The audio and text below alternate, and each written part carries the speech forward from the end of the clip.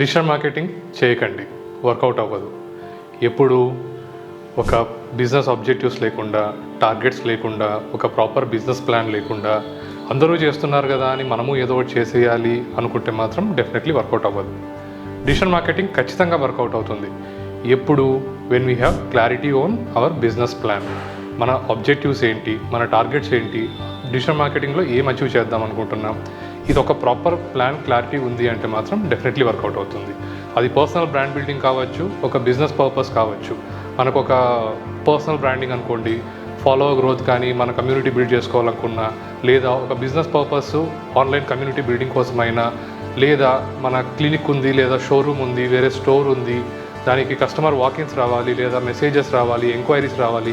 ఇట్లా ఆబ్జెక్టివ్స్ అనేది మనం క్లియర్గా ఐడెంటిఫై చేసుకొని దానికంటూ నెక్స్ట్ కాంటెంట్ ప్లాన్, ఎలాంటి యూనిక్ కాంటెంట్ ప్రిపేర్ చేయాలి, మన కాంపిటీటర్స్ ఎలా చేస్తున్నారు, మార్కెట్లో ఎలాంటి కాంటెంట్ నడుస్తుంది, మన టార్గెట్ ఆడియన్స్ని అట్రాక్ట్ చేయడానికి మనం ఎలాంటి కాంటెంట్ స్ట్రాటజీ ఫాలో అవ్వాలి, ఇదంతా క్లియర్గా ఫాలో అయ్యి చేసి ఒక ప్రాపర్ ఎగ్జిక్యూషన్తో చేయగలిగితే మాత్రం డిజిటల్ మార్కెటింగ్ ఖచ్చితంగా వర్కౌట్ అవుతుంది.